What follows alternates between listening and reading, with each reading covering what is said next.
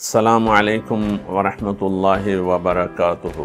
মাওলানা Jalaluddin Rumi রাহমাতুল্লাহ আলাইহি রচিত মসনবী পাঠের আসরে আপনাদের স্বাগত জানাচ্ছি। আজকে আমরা একটি গুরুত্বপূর্ণ বিষয় নিয়ে আলোচনা করব, তা হলো অনেক সময় আমাদের মনে প্রশ্ন জাগে, যারা আল্লাহর পথে চলছে, সৎভাবে জীবনযাপন করছে, তারা নানা ধরনের বিপদ আপদের সম্মুখীন হয়। এমনকি যাদেরকে আমরা আল্লাহর প্রিয় বান্দা বলি, সাহাবায়ে কেরামদের জীবনেও আমরা দেখেছি, যারা আল্লাহর পথে নিবেদিত প্রাণ, তাদের উপরে নানা রকমের দুঃখ, কষ্ট, নির্যাতন আরোপিত হয়েছে, তারা সহ্য করেছেন।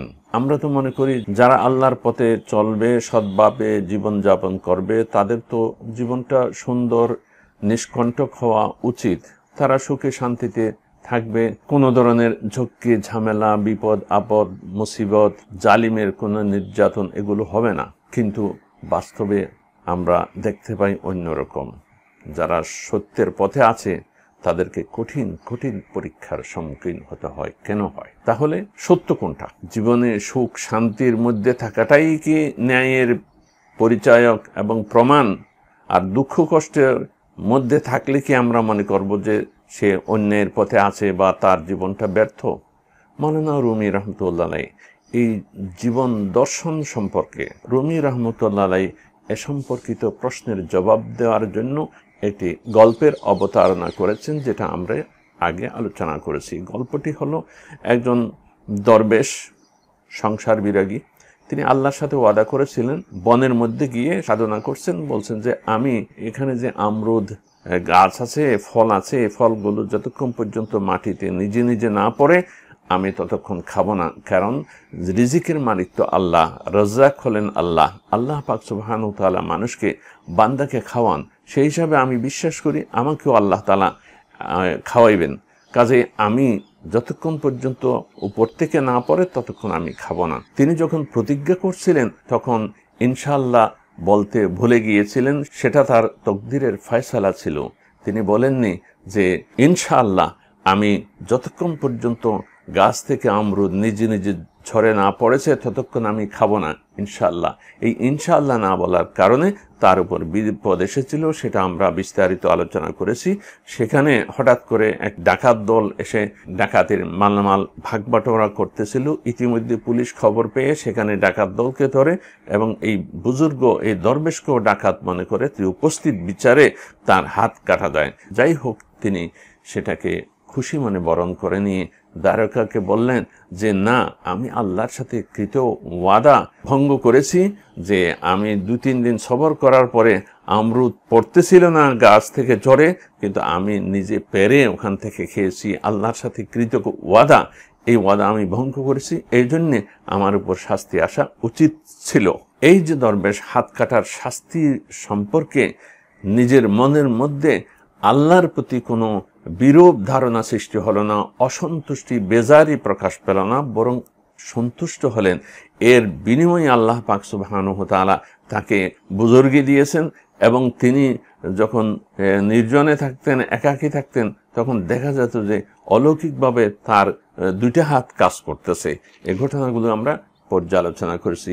মাওলানা রুমি রাহমাতুল্লাহ আলাইহি তার এই গল্পের সমর্থনে কোরআন মজিদ থেকে একটা ঘটনা এনেছেন। সেই ঘটনা হলো যে মুসা আলাইহিস সালামের সাথে যে ফেরাউনের লড়াই হলো, সেই লড়াইতে ফেরাউন বলল যে মুসা, তুমি জাদু দেখিয়ে আমার লোকদেরকে বিভ্রান্ত করছো, জাদুকর দিয়ে আমি তোমার মোকাবেলা করব, দেখবো তুমি কিভাবে এই জাদুর মোকাবেলা করতে পারো আমার জাদুকরদেরকে। নির্দিষ্ট দিনে, জাতীয় উৎসবের দিনে ফেরাউনের জাদুকররা সারা দেশ থেকে জড়ো হলো।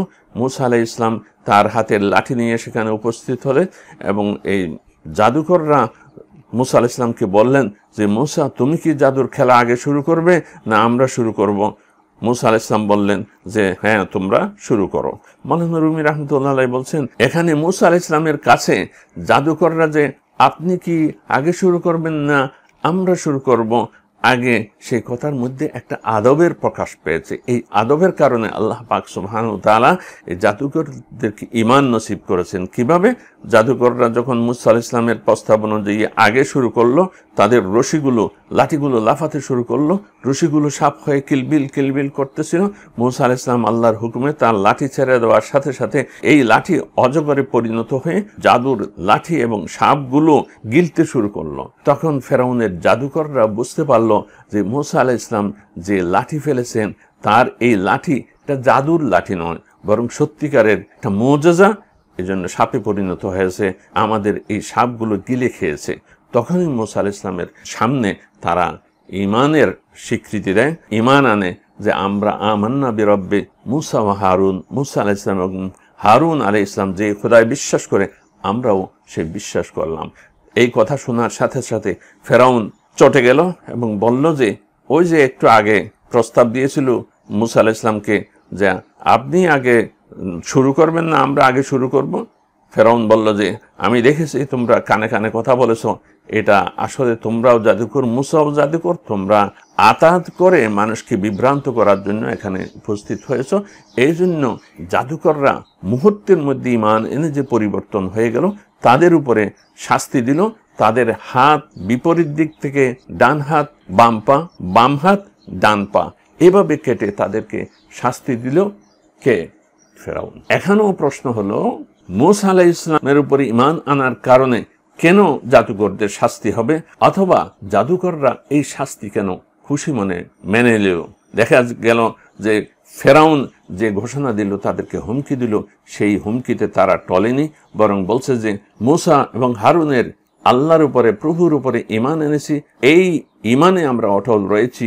হে ফেরাউন, তুমি আমাদেরকে দুনিয়াতে শাস্তি দিতে পারবে, কিন্তু আখিরাতে আমাদেরকে শাস্তি দিতে পারবে না। তাদের মধ্যে আমূল পরিবর্তন হয়ে গেল, তাদের চিন্তায়, চেতনায়, ধ্যান, বিশ্বাসে। মওলানা রুমি রাহমাতুল্লাহ আলাইহি বলছেন যে এটা কিভাবে সম্ভব।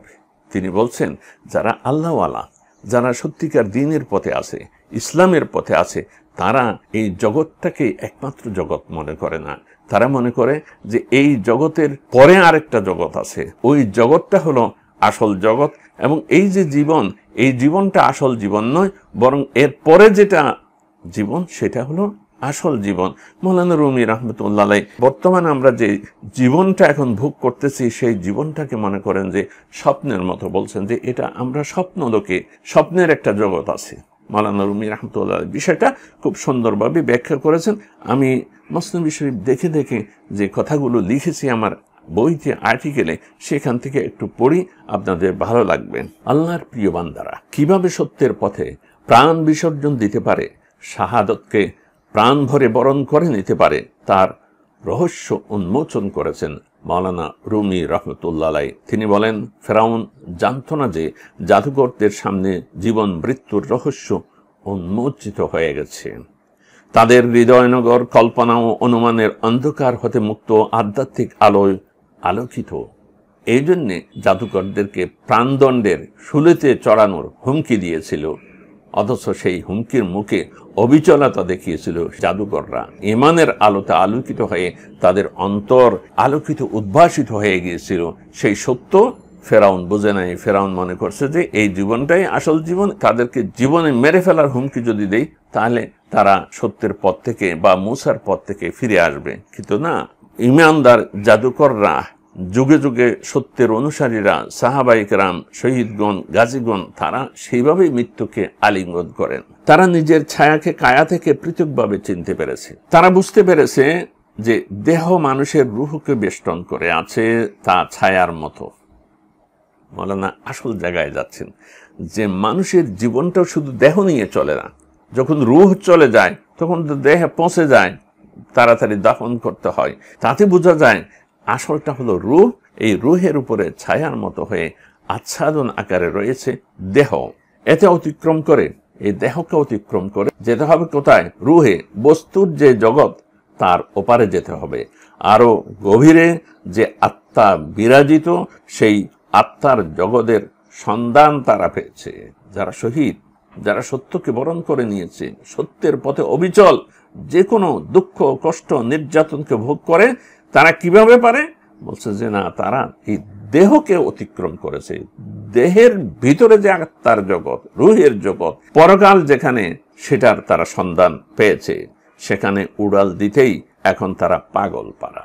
শহীদগণ হাসিমুখে কিভাবে মরণকে বরণ করেন। তাই দিক চক্রবালের শত বিপদ, যত বিপদ আপদ আসুক, যদি তাদের দেহকে শত টুকরাও করে, তাতে তারা মোটেও বিচলিত হয় না। তারা জীবনের উৎপত্তিস্থল প্রাণের বাগান চিনেছে, প্রাণের বাগান থেকে জীবন এসেছে, কাজেই ভয়কে তারা সহজে অতিক্রম করেছে। মৌলানার ভাষায়, ফার্সিতে আমরা একটু শুনি, ইনজাহান খাও বস্তানদার জান্নাইস গর্রমাদার খাও দস্তি বাকনিস। এ জগৎ হলো স্বপ্ন। তিনি বলছেন যে এই জগতে যে আমরা বিচরণ করতেছি, এটা হলো স্বপ্নের জগৎ। কল্পনায় তুমি থেমে যেও না।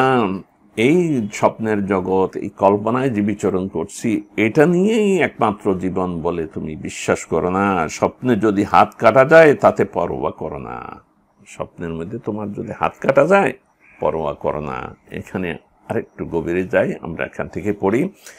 যদি স্বপ্নে দেখো যে তোমার হাত কাটা গেছে, তাহলে চিন্তার কোনো কারণ নেই।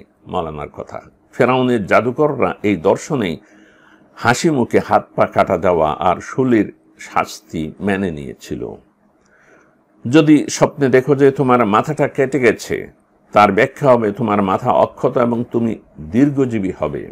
যদি স্বপ্নে দেখো যে তুমি কর্তৃত হয়ে দুই টুকরা হয়ে গেছো, তাতে বুঝে নাও যে তুমি সুস্বাস্থ্য নিয়ে বহুদিন বেঁচে থাকবে। মোট কথা, স্বপ্নে যদি দেহের জন্য ক্ষতিকর কিছু দেখো, তাহলে বুঝবে যে আসলে দেহের কোনো ক্ষতি হবে না। মৌলানা রুমি এখানে স্বপ্ন ব্যাখ্যার কয়েকটি মূলনীতির দিকে ইঙ্গিত করে বলেছেন, স্বপ্নে অঙ্গহানি হতে দেখলে যেমন মানব জীবনের কোনো ক্ষতি হয় না, তেমনি আমরা যাকে বাস্তব জীবন বলি, তাতে দেহ বা বস্তুগত ক্ষয়ক্ষতিতে আসল জীবন তথা আর্থিক জীবনের কোনো ক্ষতি হয় না। স্বপ্নে আমি দেখলাম আমার কোনো ক্ষতি হয়ে গেছে, মৌলানা বলছেন যে তাতে স্বপ্ন থেকে আমরা যখন ফিরে আসি ঘুম থেকে, তখন দেখি না আসলে আমার কিছু হয় নাই। অনুরূপভাবে আমরা যে এখন আমাদের দৈহিকভাবে কোনো শাস্তি, কোনো অসুবিধা, বিপদ আপদ দেখলে যে ঘাবড়ে যাই, মৌলানা বলছেন যে না, এই ঘাবড়ে যাওয়ার কোনো দরকার নেই। এই দৈহিকভাবে আমি শাস্তি ভোগ করলেও, কষ্টের মধ্যে পড়লেও, আসলে আত্মার জগতে আমার কোনো ক্ষতি হয় না। মৌলানা রুমি রহমতুল্লাহ এখানে যে জীবনকে স্বপ্নের সাথে তুলনা করেছেন, সেটা জীবনের ক্ষণস্থায়িত্ব বোঝানোর জন্য তিনি তুলনা করেছেন। আর না হলে স্বপ্নেরও একটা বাস্তবতা আছে। ঘুমের সময় যে আমরা স্বপ্ন দেখি, সেই স্বপ্নেরও একটা বাস্তবতা আছে। আমরা এখানে একজন গবেষকের রচনা থেকে এই স্বপ্ন সম্পর্কে দু একটি কথা আলোচনায় আনতে চাই।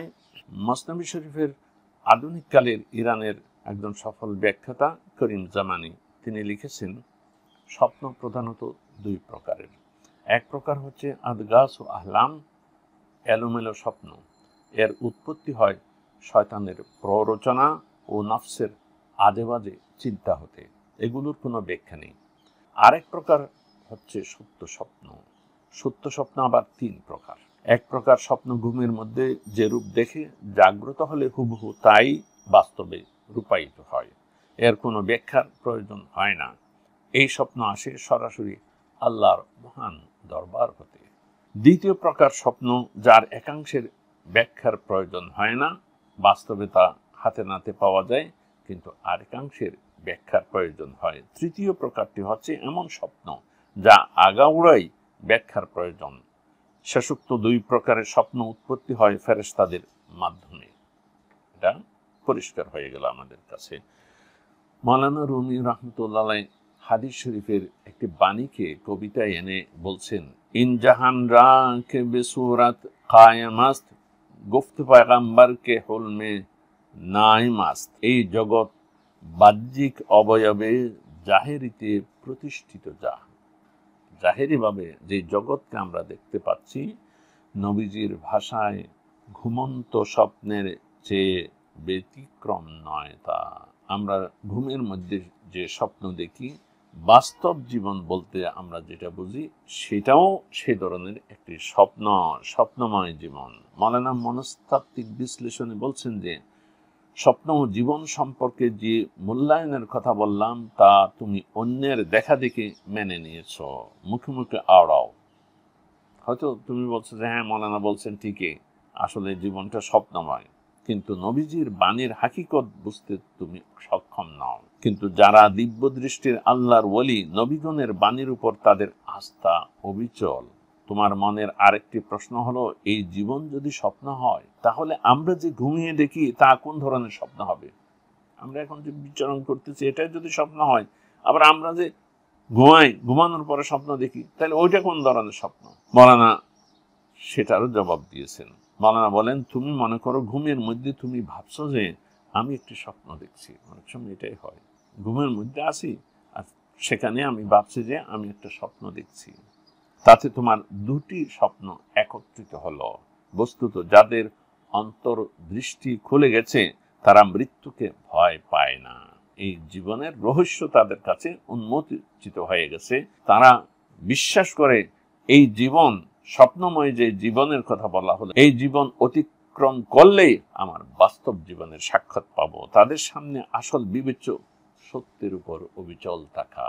তারা মনে করে যে বিপদ আপদ বড় কথা নয়, সত্যের উপর অবিচল থাকা, ন্যায়ের উপর অটল থাকা, কোনো ঝুঁকিতে, কোনো বিপদে, কোনো হুমকিতে সত্যের পথ থেকে বিচ্যুত না হওয়া, এটাই হলো আসল জীবন এবং জীবনের সাফল্য। তা নিয়েই পরকালে বিচার হবে। দুনিয়ায় কে সফল জীবন, গাড়ি বাড়ির মালিক কে কতখানি হলো, এটা নিয়ে হিসাব নিকাশ হবে না, বরং সত্যের উপর, ন্যায়ের উপরে, আল্লাহর পথে কে অবিচল, সেটা নিয়েই আখিরাতে বিচার হবে, ফয়সালা হবে। মৌলানা বলছেন, অন্ধলোক পথ চলতে ভয়ে ভয়ে পা ফেলে, কিন্তু দৃষ্টিবানরা নির্ভয়ে পথ চলে। আল্লাহর নেক বান্দাও সত্যের জন্য দেহের উপর হাজারো বিপদ বরণ করতে ইতস্তত হয় না, ভয় পায় না। কারণ সে তো দেখতেছে, সে অন্ধ নয়, জীবনের হাকিকত সে চিনে। জাদুকরদের সেই জবাবে লাজবাব হয়ে যায় ক্ষমতাদর্পী ফেরাউন। জাদুকররা যে বলেছিল যে ফেরাউন, তুমি দুনিয়াতে আমাদেরকে শাস্তি দিতে পারবে, কিন্তু আমাদের যে প্রকৃত জীবন, আখিরাতের জীবন, সেই জীবনের সাফল্য তুমি কেড়ে নিতে পারবে না। আমরা সেই সাফল্যের পথে এগিয়ে যাই, এগিয়ে যেতে বদ্ধপরিকর।